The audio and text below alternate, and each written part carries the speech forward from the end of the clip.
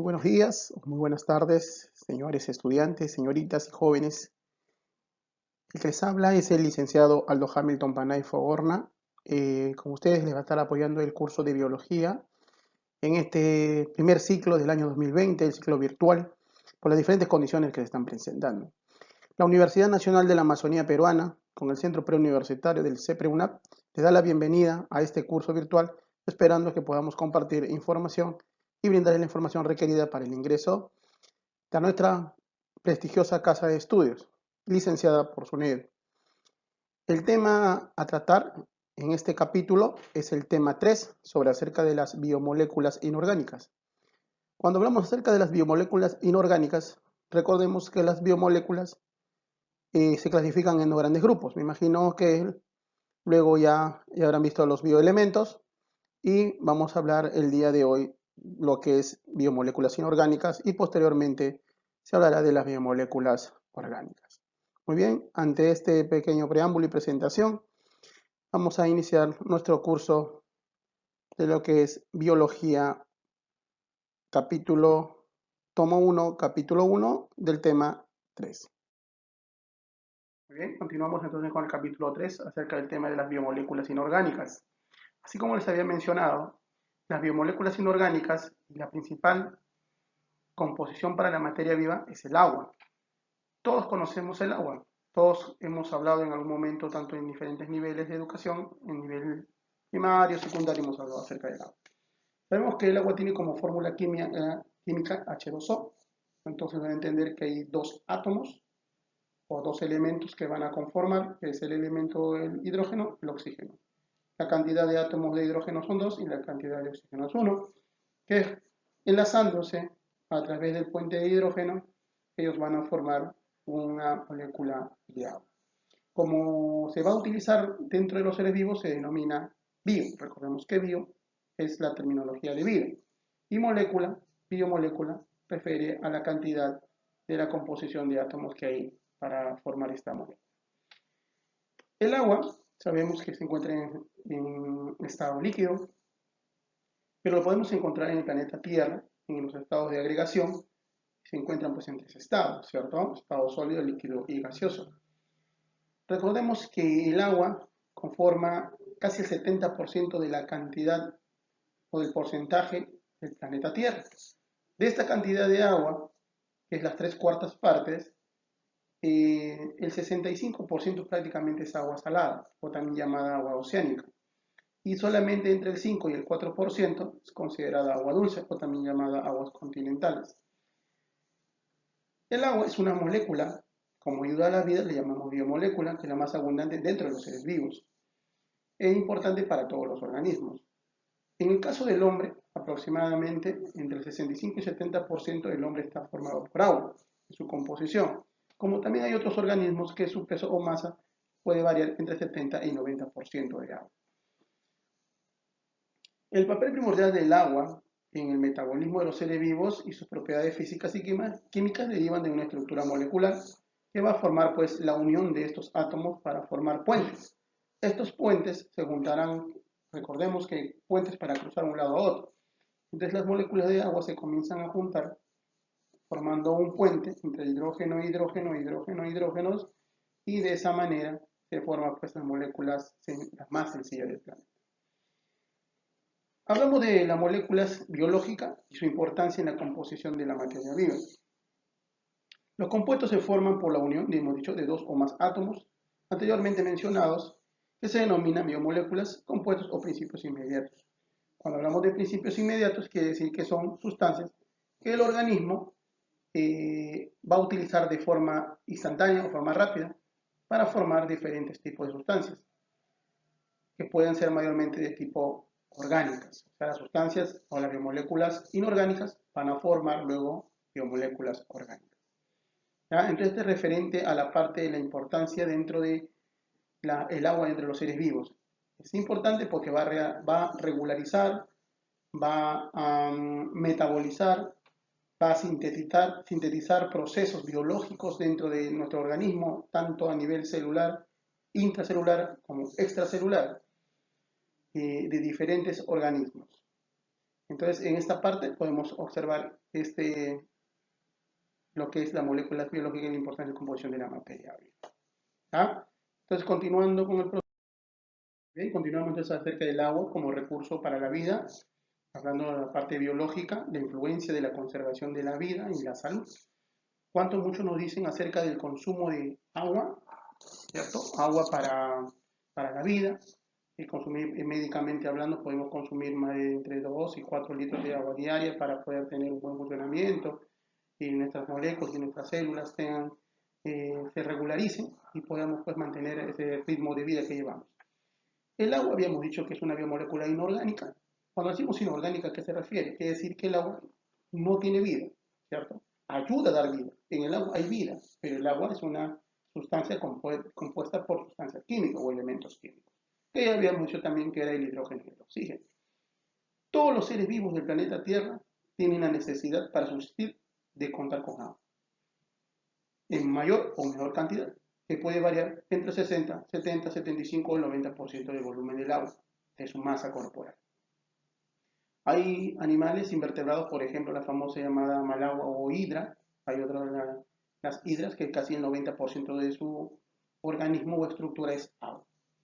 En el caso del hombre, aproximadamente entre el 60 y el 70% de la parte corporal del cuerpo es agua. Y lo demás son sólidos, ¿no? Sales, etc. La vida se origina en el agua, nos dicen las teorías. ¿Por qué en el agua? Recordemos que las 3/4 partes del mar, las 3/4 partes del planeta Tierra, que son los mares, conforman, ¿no?, parte de nuestro planeta Tierra. Entonces, por eso viene esta teoría que la vida se origina dentro del agua. Todos los seres vivos habíamos dicho que tienen necesidades para subsistir, beber agua, beber, consumirla, absorberla de diferentes formas. Ya habíamos hablado acerca de su estructura del átomo y tiene enlaces covalentes para formar puentes de hidrógeno y de esta manera formar enlaces y así de esta manera poder ser una sustancia para poder ser absorbida por los seres vivos, especialmente por la parte celular. Recordemos que nosotros somos seres pluricelulares y las células necesitan de este líquido para que puedan hacer sus funciones vitales, tanto regular, metabolizar, sintetizar, etcétera, etcétera, diferentes tipos de sustancias. Hablamos acerca de las propiedades del agua. El agua se considera un solvente universal por excelencia. ¿Qué quiere decir esto? Que el agua disuelve casi todas las sustancias, tanto sustancias que pueden ser de tipo hidrofilias, ¿sí? Hidro, agua, filia, filiación. Por ejemplo, el agua puede disolver pues otras sustancias, ¿sí? Otras sustancias que son de tipo polares, enlaces, hablando de enlaces químicos biológicos o bioquímicos, ¿ya? Enlaces polares, entonces el agua entra y lo disuelve y ayuda inclusive a conformar nuevas sustancias orgánicas, pudiendo en esta ocasión ser pues ácidos nucleicos, proteínas, también vitaminas, podemos considerar en este bloque, los carbohidratos. Pero el agua también tiene una limitación en esta parte del solvente universal, también tiene una sustancia hidrofóbica, podríamos decirlo así, que sí que el agua no disuelve las grasas ni aceites, ¿sí? Pero con otras sustancias sí lo podrían hacer. Entonces, el agua mayormente es el que se utiliza para disolver diferentes sustancias dentro del organismo. Otra propiedad del agua es el elevado punto de ebullición. Recordamos todos que el agua, para llegar a un punto de hervir, como podemos decir así, tiene que llegar a 100 grados Celsius. El agua y su propiedad tiene un calor específico, así se denomina, un calor específico, de absorber mucho calor, que lo vamos a explicar, ¿no? Luego tiene el elevado calor de evaporación. Recordemos que tenemos que estar muy calurosos, un organismo, el cuerpo humano, cuando jugamos algún tipo de deporte, hablando así más biológicamente, comenzamos a transpirar, ¿cierto? A sudar, como se transpira. ¿Con qué intención? De que esta agua que sale por los poros regularice, le haga al organismo un poco más fresco, ¿no? Vamos a hacer un tipo de termonebulizador, va a ser un termómetro que va a ayudar a que el cuerpo se mantenga más fresco. Entonces se evapora, ¿sí? Se evapora igual que las plantas, también es un proceso de evaporación, igual los diferentes tipos de animales, etcétera, etcétera. Otra propiedad del agua es el elevado calor específico. ¿A qué se denomina calor específico? A la capacidad de almacenar energía para un aumento determinado de la temperatura. El agua puede absorber grandes cantidades de calor, mientras que proporcionalmente su temperatura solo se eleva ligeramente. El agua, para que se eleve por lo menos 1 grado Celsius, necesita que se caliente aproximadamente 1 metro cuadrado, un centímetro cuadrado de agua. O sea, es una gran cantidad de agua, ¿no? Un ejemplo de este podría ser, por ejemplo, cuando estamos en la piscina, en la tarde, a tarde de las 5 de la tarde, es el agua ha absorbido parte del calor de los rayos solares y corre un viento, una brisa, y sentimos más frío y nos preferimos meternos en el agua, porque el agua está, digamos, está más elevada porque ha captado el calor del sol durante la tarde. Entonces, nos conviene estar dentro del agua que estar fuera, porque sentimos este tipo de calor específico que almacena. Luego tiene la siguiente propiedad, la elevada constante dieléctrica. Cuando dice di, significa 2, eléctrica habla de cargas, ¿cierto? El agua separa fácilmente los elementos, moléculas o partículas que tienen cargas eléctricas. Partículas que tienen cargas eléctricas. Por ejemplo, las sales. El cloruro de sodio, el sodio que es carga positiva y el cloro carga negativa, el agua pues lo puede disolver más rápido, ¿cierto? Por eso habla acerca de una constante dieléctrica. Un ejemplo muy claro también es para cuando se utiliza las famosas jarras eléctricas, algunos recomiendan echar una pequeña pizca de sal para que la electricidad se conduzca más rápido a través de estos elementos ionizados. ¿Y qué es termoaislante? Nos dice que es termoaislante. Recordemos que el organismo necesita tener una temperatura regular, ¿sí? Y va a formar pues parte de una temperatura dentro de un organismo promedio, nos va a aislar del exterior, va a aislarnos también a los organismos, algunos órganos internos, parte también, parte celular, y va a tener una constante de calor. Entonces el agua es súper importante, por eso cuando sentimos sed, después de haber hecho una actividad física, tomamos agua y sentimos pues una sensación de tranquilidad, de frescura, ¿no? Entonces esa es la parte de las funciones del agua y la conservación y la influencia dentro de los seres vivos. Muy bien, luego más adelante vamos a dar algún tipo de cuestionarios para seguir viendo este tema. Entonces seguimos en el bloque acerca de las biomoléculas inorgánicas, pues continuamos con el agua, porque el agua es un tema muy amplio, ¿sí? Ha sido muy estudiado en diferentes áreas. La importancia biológica acerca del agua. Es el regulador de la temperatura corporal, lo que habíamos hablado en la diapositiva anterior, hablamos de los termoaislantes, hablamos pues que las células están rodeadas de agua y de esa manera pues se aíslan de otros, ¿no? Están rodeados, la parte intersticial o la parte extracelular se encuentra rodeada y de esa forma va a regularizar, va a tener una temperatura constante a diferencia de los demás, ¿no? De la parte exterior. Muy bien, entonces, importancia biológica. Es el regulador de la temperatura corporal de los organismos homeotermos. Recordemos que homeotermos son los animales que mantienen una temperatura definida o constante a diferencia del medio ambiente, ¿cierto? Es un proceso biológico.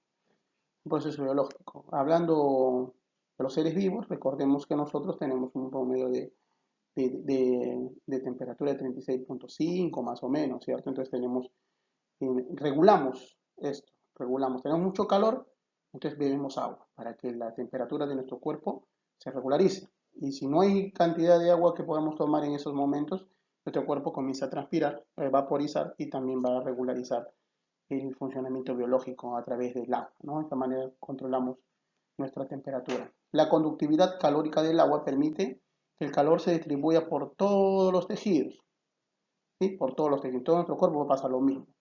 El agua es indispensable para todas las reacciones metabólicas del organismo. Cuando hablamos acerca de todas las reacciones metabólicas, hablamos pues en el proceso de la digestión, en el proceso de la respiración, ¿no? En los procesos de regular de automotores, de movimiento, etcétera, etcétera. Nos dice tema también, mantienen húmedas las membranas facilitando el intercambio gaseoso, ya estamos dentro de la célula, intercambios gaseosos, también intercambio de transportes de sustancias dentro de nuestro organismo. Recordemos que la sangre está formada por un gran porcentaje de agua, por glóbulos rojos o eritrocitos, glóbulos blancos o leucocitos y los trombocitos que son las plaquetas. Entonces el agua también la tenemos en el ámbito intercelular. Dice, forma parte de diversos procesos químicos orgánicos, se usa durante la fotosíntesis, liberando a la atmósfera los átomos de oxígeno del agua. Entonces el agua el agua que es captada en el proceso de la fotosíntesis libera el oxígeno que nosotros consumimos. A veces de forma errónea pensamos que el CO2, ¿sí?, el famoso dióxido de carbono es el O2 que está en el dióxido de carbono es el que se libera. No, el que se libera es el oxígeno que está en la reacción del agua. Gracias al agua, el clima de la Tierra se mantiene fijo. ¿Sí? Gracias. Muy bien, disculpen.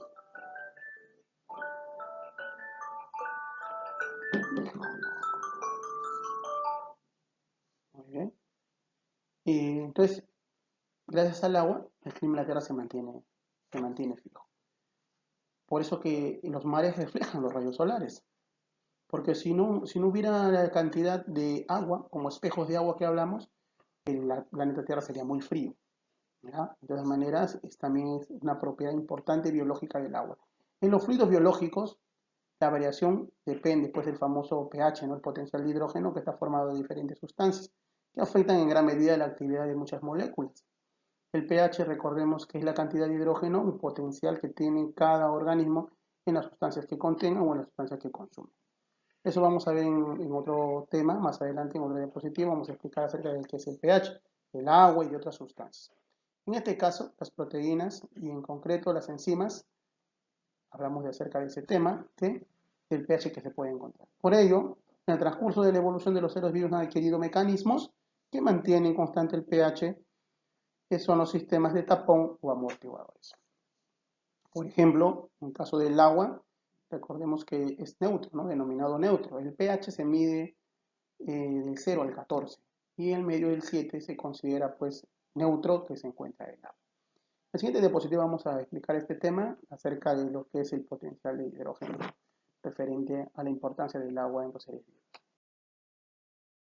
Muy bien, entonces continuamos con la parte de las biomoléculas inorgánicas. En esta ocasión hablamos acerca de las sales minerales. Recordemos que las sales minerales son sustancias que son sustancias químicas, formadas por sustancias químicas o elementos químicos, mayormente de un elemento metálico con uno metálico, mayormente los que se encuentran en el grupo 1A, 2A, contra los que están ubicados en el grupo 6 y 7A de la tabla periódica. Conceptualmente nos dice que las sales minerales son compuestos químicos muy fácilmente disociables en agua. ¿Qué quiere decir disociables? Sociadas, dos, ¿no? Sociables estaban juntos, una sociedad. Pero en el agua se disocian, quiere decir que se separan. Esta separación, gracias al agua, va a formar los famosos cationes y aniones, que son los iones realmente, ¿no? Los iones son los cationes positivos y los aniones negativos, o también llamados electrolitos. Un ejemplo acerca de esto es cuando hacemos un deporte, una actividad deportiva, y después de haber hecho esta actividad comenzamos a transpirar, perder líquidos, también perdemos sales, y lo más recomendable es tomar, pues, aparte de agua, de repente un hidratante, no solamente un hidratante, sino uno que nos devuelva también la cantidad de electrolitos que estamos perdiendo, por ejemplo, un Esporade, un Gatorade, un Electrolyte, cuando estamos algo delicados de salud. Estas cargas positivas habíamos dicho que son los cationes y las cargas negativas son los aniones, respectivamente. Son biomoléculas, las sales minerales, encargadas de regular el intercambio de agua dentro del volumen del plasma y los líquidos extracelulares. Ya estamos en la parte interna de la célula. Entonces, las sales minerales son las encargadas de regular el intercambio dentro del volumen del plasma. Cuando hablamos del plasma, hablamos pues de la parte del citoplasma, no la parte plasmática de la célula, y la parte externa, porque habla acerca del líquido extracelular, fuera de la célula. Un ejemplo para hablar acerca de este tema, esto se va a dar a través de la membrana celular, que se hace permeable cuando necesita el intercambio y lo hace a través del transporte activo y pasivo, en este caso un transporte de líquido, y ahí también van a entrar sustancias tanto aniónicas como catiónicas dentro de la célula. Recordemos que la célula es la unidad fundamental, genética, fisiológica y morfológica de todo ser vivo, que es un organismo prácticamente independiente y de sus actividades, y a través de pequeños capilares. Entonces el agua va a cumplir esta función de regular qué cantidad de agua hay dentro, líquido dentro de la célula o fuera de la célula. ¿Ya? Entonces ese es el proceso principal en esta ocasión de la parte celular.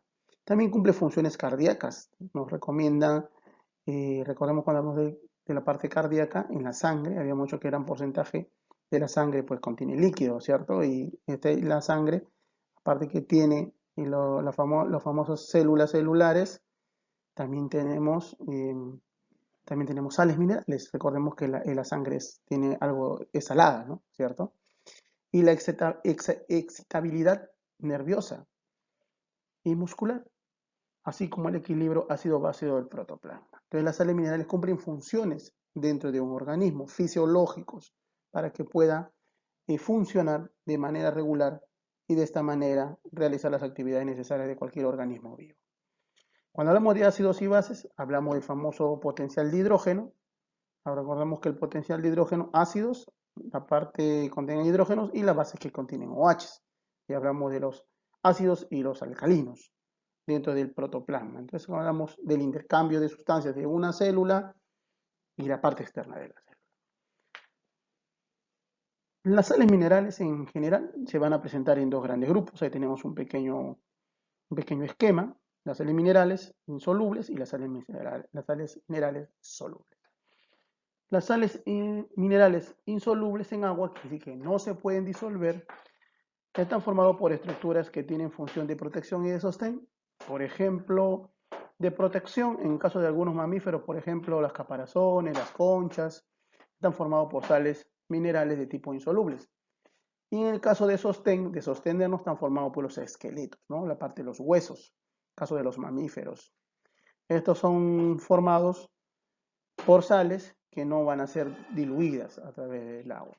En algunos seres vivos, por ejemplo, como las conchas, nos dice caparazones, que están formados por carbonatos, en este caso carbonato de calcio. En los crustáceos y moluscos también. Asociadas a carbonatos y fosfatos, especialmente fosfato cálcico, es el esqueleto interno de los vertebrados, en caso de nosotros. También llamado otolitos o estructuras carbónicas, carbonadas o carbonatadas, cálcicas, por ejemplo, en algunos peces, y en los esmaltes de fluoruro de calcio en los dientes. Entonces ellos están formados también por sales, pero en este caso son sales de tipo insolubles, no se disuelven dentro del agua. Mientras que también encontramos las sales solubles, que sí se disuelven en el agua, que se encuentran disociadas, y había mucho que era la disociación, es el proceso mediante el cual las sustancias químicas se dividen en dos tipos de iones.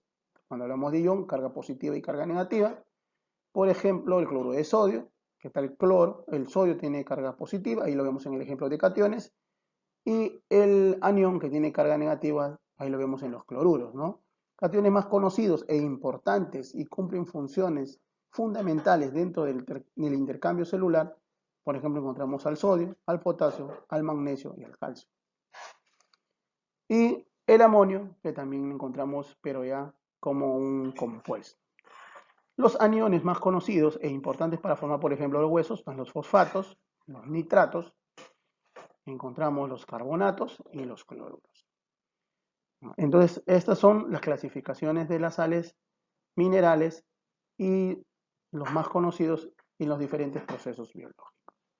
Iremos explicando más adelante a través de un cuestionario de preguntas y algunas conceptualizaciones de este tema. Muy bien, continuando con las funciones de las sales minerales, ahí podemos citar algunas de ellas. Nos dice constitución de la estructura esquelética de los organismos, ya hemos hablado de eso en la diapositiva anterior. Es una de las principales funciones que tiene, ¿no? Formar los exoesqueletos y los esqueletos.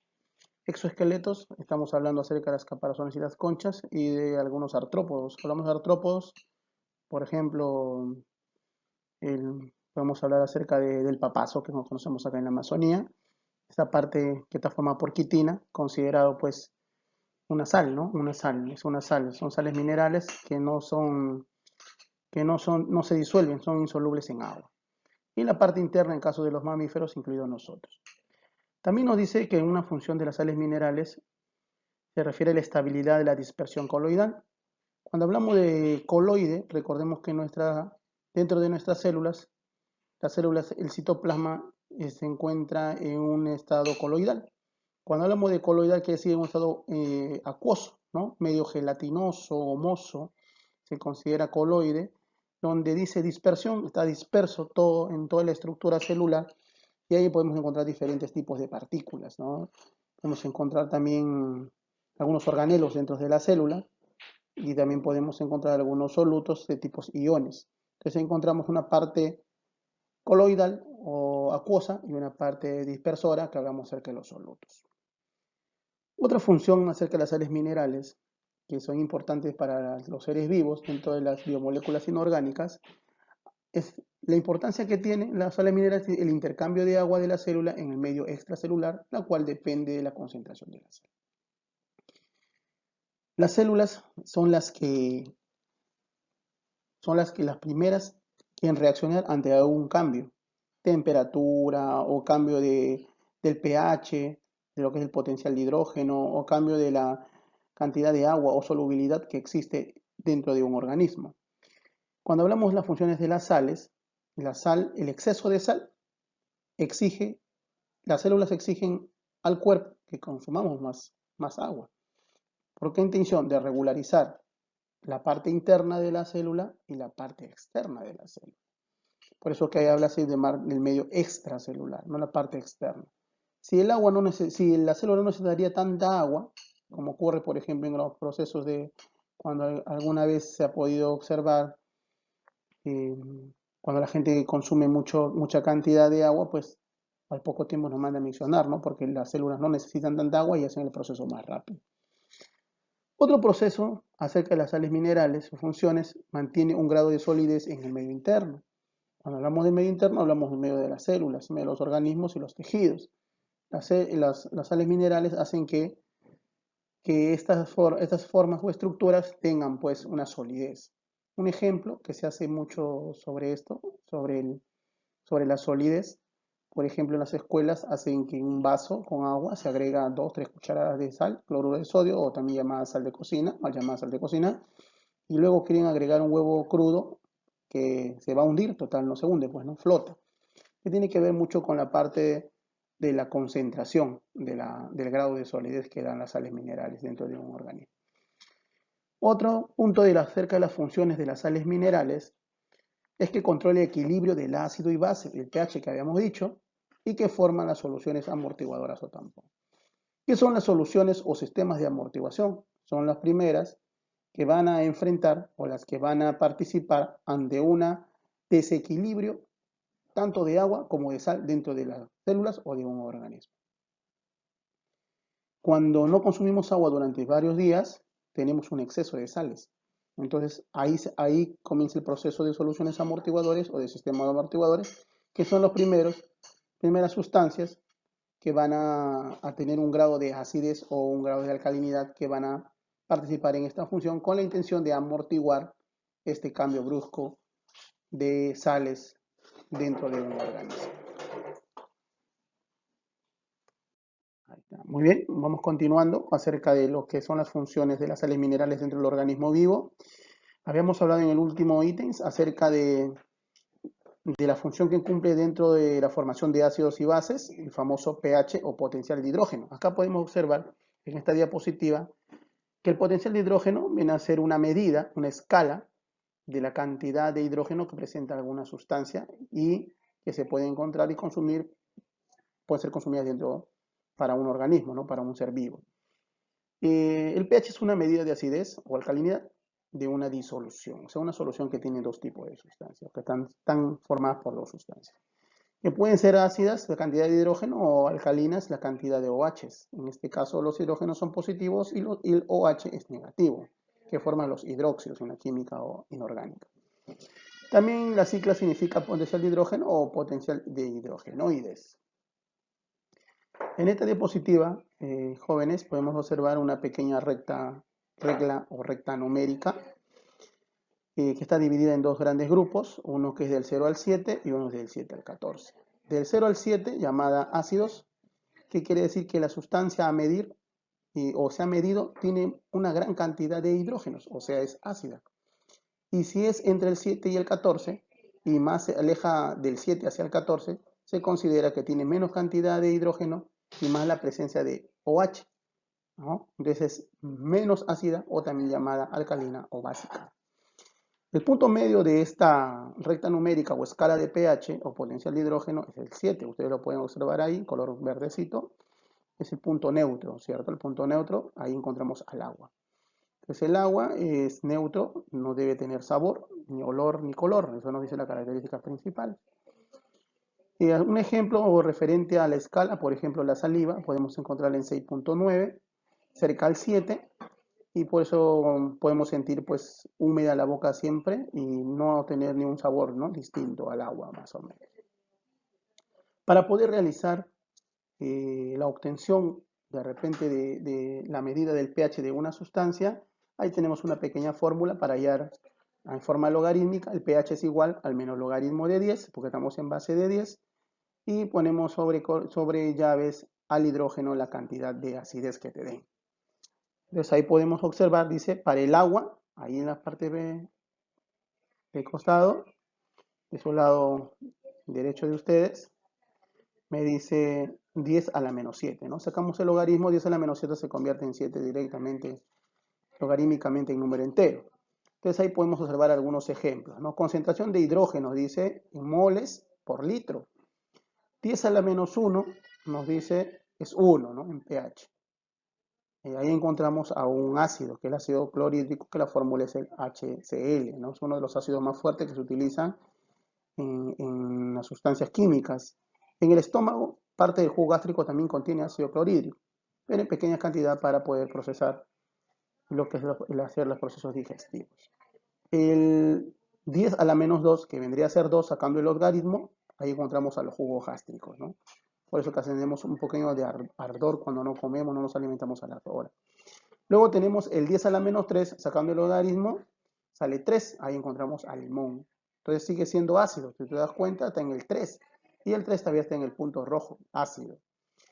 Luego encontramos al 10 menos 4, 10 a la menos 4, logaritmo de 10 es 4, ahí encontramos la cerveza. La cerveza tiene 4 de pH, entonces es muy ácida también. E inclusive el pan, para sorpresa de muchos, por la presencia de la levadura y las harinas en procesos, tenemos que tiene pH 5, ¿no? 10 a la menos 5 logarítmica. Luego ya encontramos, acercándonos al 7, a la 10 a la menos 6, que es 6, encontramos a la leche, a la mantequilla, al plasma, a la leche de la mantequilla, ¿no?, derivados de los lácteos. Por eso está en el 7, está más cerca que la famosa que se vinagra, ¿no? Lo dejas poco tiempo y la leche pues se corta porque está cerca pues a ser ácida. Entre el 7 neutro y 8 comienza a hacerse ácida. Por eso está dentro todavía del bloque de la acidez, ¿no? Y luego encontramos al 7, ahí encontramos al plasma sanguíneo y también encontramos parte de lo que es, nos dice ahí, las lágrimas, el sudor, que está en el punto número, en el 7 y el 8.